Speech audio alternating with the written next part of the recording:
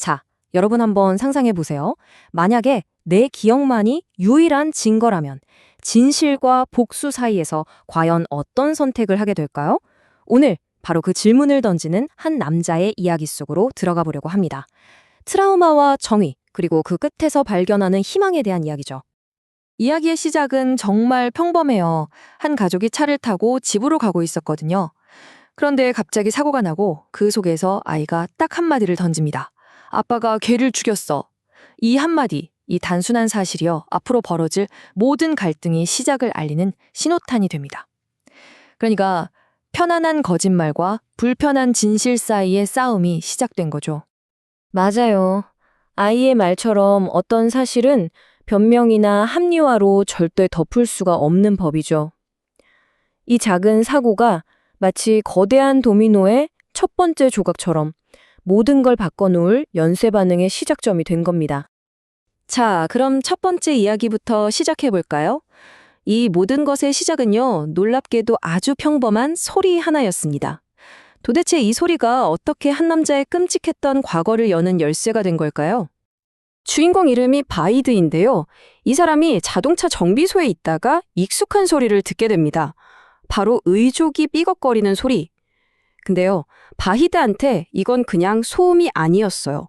차라리 잊고 싶었던 그 과거, 그 끔찍한 고문의 기억을 한순간에 되살려버리는 정말 고통스러운 방아쇠였던 거죠. 이 지점에서 우리는 기억이라는 게 뭔지 다시 생각해 보게 돼요. 한번 생각해 보세요. 피해자들은 고문당할 때 항상 눈이 가려져 있었어요. 그러니까 고문관 얼굴을 본 사람이 아무도 없는 거죠. 그들에게 남은 기억이라는 건 눈으로 본 게 아니라 귀로 들은 것, 피부로 느낀 것. 바로 그 의족이 삐걱거리는 소리, 목소리, 상처의 감촉 같은 그런 감각의 조각들 뿐이었던 겁니다. 자, 그런데 이 바히드의 복수 여정이 그냥 한 개인의 이야기에서 끝나지가 않아요.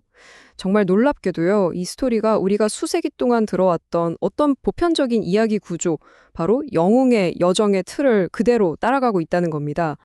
한번 비교해 볼까요? 일본 설화에 나오는 복숭아에서 태어난 영웅 모모타로, 그리고 트라우마라는 기억 속에서 태어난 바이드. 둘 다 똑같이 동료들을 모아서 어떤 목적을 향해 길을 떠나죠. 이게 바로 시대와 문화를 뛰어넘는 이야기의 원초적인 코드 같은 거예요. 그래서 우리가 바이드의 여정에 이렇게 바로 공감할 수 있는 거고요. 자, 이제 다음 단계로 가보죠. 이렇게 확신에 차서 시작한 여정이 예상치 못한 벽에 부딪히게 됩니다. 드디어 고문관이라고 믿는 남자를 마주했는데 아이러니하게도 이제는 자기 자신의 기억을 의심해야 하는 상황에 처하게 된 거죠. 바히드는 이 사람이 바로 그 고문관이다 라고 확신하고 그를 납치까지 하거든요. 그런데 그 남자가 정말 필사적으로 부인하는 겁니다. 나는 정보요원이 아니다. 다리는 최근에 사고로 잃었다. 라고요. 이 말 한마디가 바히드의 마음에 작은 의심의 씨앗을 심어버린 거죠. 바로 이 지점이 이 이야기의 핵심이라고 할 수 있어요. 복수라는 흑백 논리로 가득 찼던 여정이 내 기억이 진짜일까? 하는 정답 없는 회색빛의 불확실한 여정으로 바뀌는 순간이니까요. 그러니까 이제 복수는 잠시 멈춘 거예요.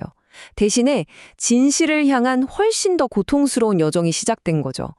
자기가 그토록 확신했던 기억의 조각들을 처음부터 하나씩 다시 맞춰봐야 하는 상황이 된 겁니다. 자, 이렇게 피해자들의 분노가 정말 극에 달했을 때 이야기는 정말 아무도 예상하지 못했던 아주 심오한 방향으로 흘러갑니다. 복수와 분노가 막 폭발하기 직전, 바로 그 순간이에요. 고문관으로 의심받는 남자의 아내가 아이를 낳아요. 이 새로운 생명의 탄생이 이 모든 상황을 완전히 뒤바꿔 놓습니다. 이란의 전통이라고 하는데요. 피해자들이 돈을 모아서 이 갓 태어난 아기에게 축복을 전해줍니다. 생각해보세요. 자신들을 고문한 혹은 고문했다고 믿는 그 남자의 아이에게요. 정말 놀라운 행동이죠. 이 자비로운 행동 하나 때문에 복수라는 단순했던 목표는 이제 말로 설명하기 힘든 아주 복잡한 감정으로 변해버립니다. 그리고 바로 여기서 마침내 진실이 드러납니다. 그런데 그 방식이 폭력 같은 게 아니었어요. 동료 피해자 중 한 명인 시바가 그 남자에게 다가가서요. 과거에 그가 피해자들에게 썼던 바로 그 심리 고문 방식으로 귓가에 속삭입니다. 그러자 남자가 와르르 무너져 내리죠. 그리고 자신의 진짜 이름이 에크발이라고 자백하면서 용서를 빕니다. 결국 자백은 받아냈어요. 그런데 바히드는 이제 정말 불가능해 보이는 선택의 기로에 놓입니다. 진실은 밝혀졌지만 바로 저기에 갓 태어난 아기가 있잖아요. 이 상황에서 과연 복수를 실행할 수 있을까요? 사실상 불가능해진 거죠. 자, 그렇다면 이 길고 힘든 여정은 대체 뭘 의미하는 걸까요? 이야기는 다시 모든 것의 시작점이었던 자동차 사고, 그 순간으로 우리를 데려가서 마지막 질문을 던집니다. 여기서 또다시 두 개의 시선이 충돌하죠. 그냥 사고였어 라고 말하면서 어떻게든 책임을 피하려는 아내의 시선. 그리고 아빠가 걔를 죽였어 라고 말하는 바꿀 수 없는 팩트를 말하는 딸의 시선. 이 둘의 차이가 느껴지시나요? 이걸 보면서 이런 생각도 들어요.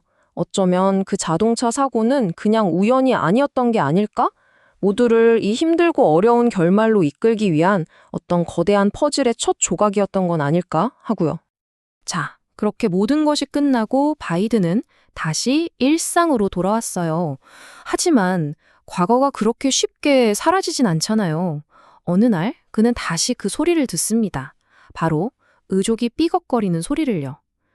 이 고통의 순환, 과연 정말 끝날 수 있는 걸까요?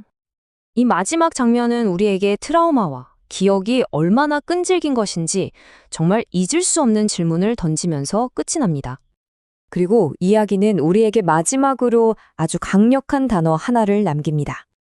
바로 인샬라입니다. 이건 신의 뜻대로라는 의미를 담고 있다고 해요.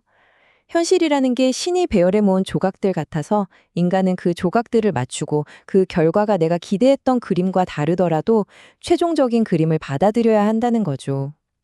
어쩌면 진정한 희망이라는 건 완벽한 복수나 완벽한 용서가 아니라 이 모든 불확실성을 그저 끌어안고 살아가는 것 자체에 있는지도 모르겠습니다.